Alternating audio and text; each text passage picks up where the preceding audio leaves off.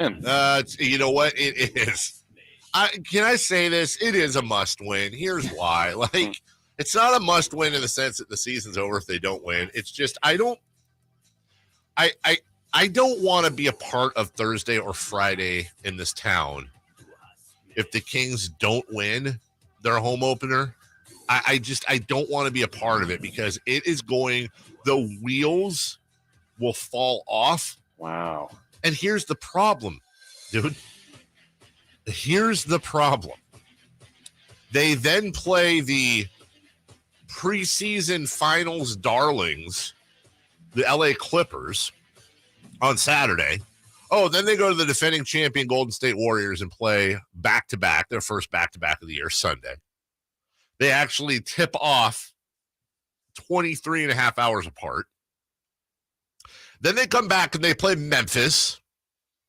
Then they play Miami before going on the road for Charlotte, Miami, Orlando. Let's not even get to Charlotte yet.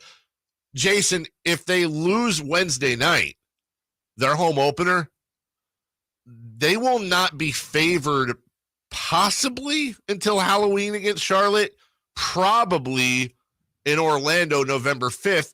And we're not talking enough about this because I know we just want to get to the opener. 0-5 is a real possibility for this team if they lose the home opener. And I'm not just, crying wolf here. I mean, look at the schedule. 0-5 is more of a probability than a possibility if they lose their home opener. And if they win the home opener and lose those other four, are the wheels off at 1-4 just because they won the home opener? It's okay. I think the wheels are less off. I think the thing people will be able to lean on is they'll say, well, they've beaten every team they're supposed to so far, but they're not going to be favored. Now, you and I both know through the years, LA, whether it's Clippers, Golden State, Memphis, Miami, they'll probably get one of those. Right. They'll probably flip. Like, again, if this is the Kings of the last, not 16 years, but the last 5, they would likely lose the home opener and beat the Warriors in Oakland or in San Francisco or something like that. Last year, they won their opener in Portland. Yes. And then, they lost their next 2, but it was to Utah and Golden State. Mm-hmm. By the way, second year in a row that they've opened with Portland and had Golden State third, but whatever. And they lost by 9 to Utah. They lost by 12 to Golden State. And then they went to Phoenix and New Orleans and won both of those. There was some excitement there. Mm-hmm. They started 3-2. And as a matter of fact, they started 5-4. Right. Dare I say, for them to start 5-4 this year, that is a major improbability. Just by the numbers. Yeah, at the moment, too. And that's a lot of what we're doing, which is understandable, especially with basketball, is basing everything on last year. So if you look at last year, the Kings should be underdog in all those games, maybe the exception of Portland.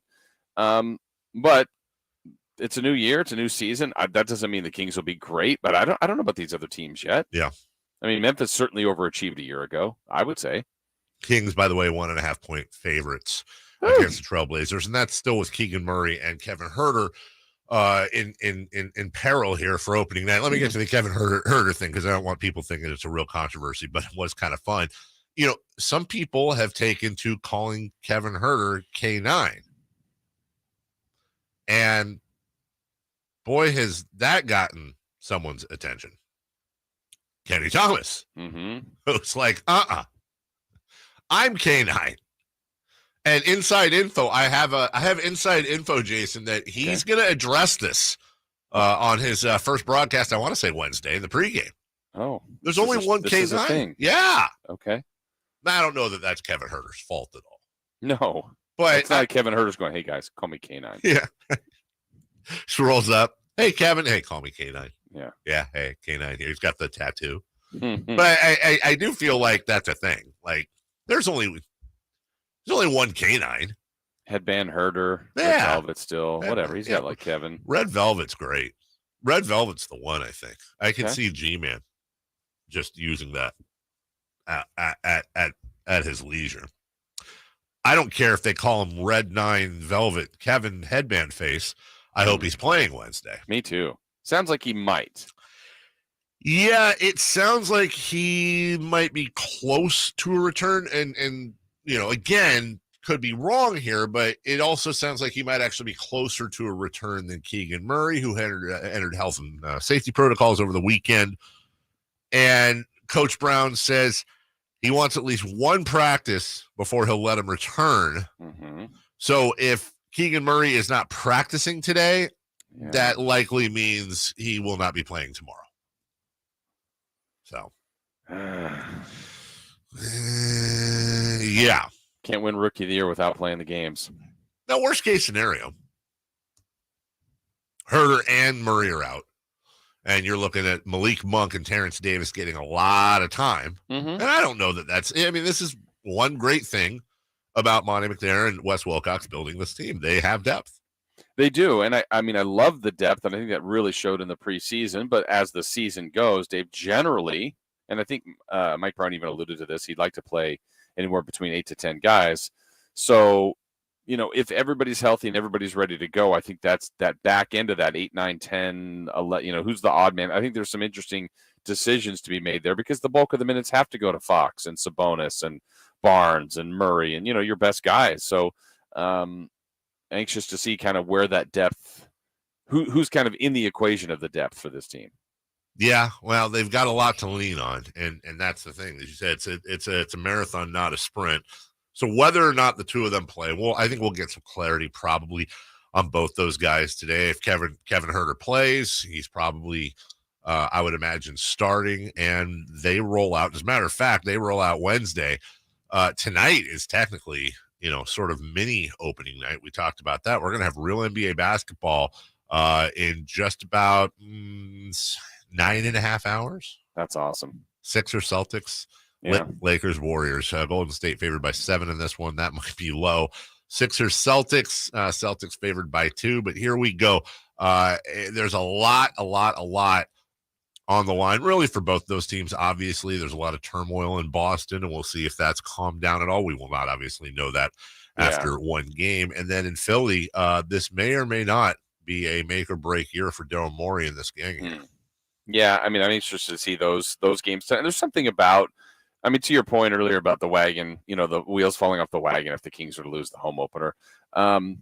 It's just, I don't know. It's the start of a season. Some people maybe haven't paid attention in the preseason or even the off season, and their first look at this team is going to be tomorrow night. But the oddity is, if the Kings, let's just put them in a positive and a negative. They start 3-0 or 0-3, just to throw that out there. Yeah.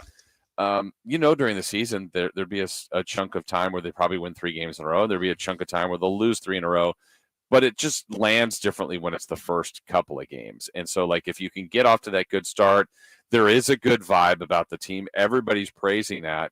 And I feel like that can get squashed pretty quickly. I don't know that it happens in one night, but it does for some. If they just play terribly in the opener, I think a lot of people are like, see, here we go again. But there's still 81 more after that. But it's that tone setter for a lot of people. It does matter how they play. A loss is a loss. And, of course, you're going to get the no moral victories crowd, and I understand that. But there is a difference between a good competitive game against Golden State and, they lose by 5 versus them being blown off the floor and Draymond Green being right about not being able to get up for teams like Sacramento. I will say this, for some weird reason, it's like we talk about Jets and Dolphins or Patriots and Dolphins, and there are certain matchups that are always wonky.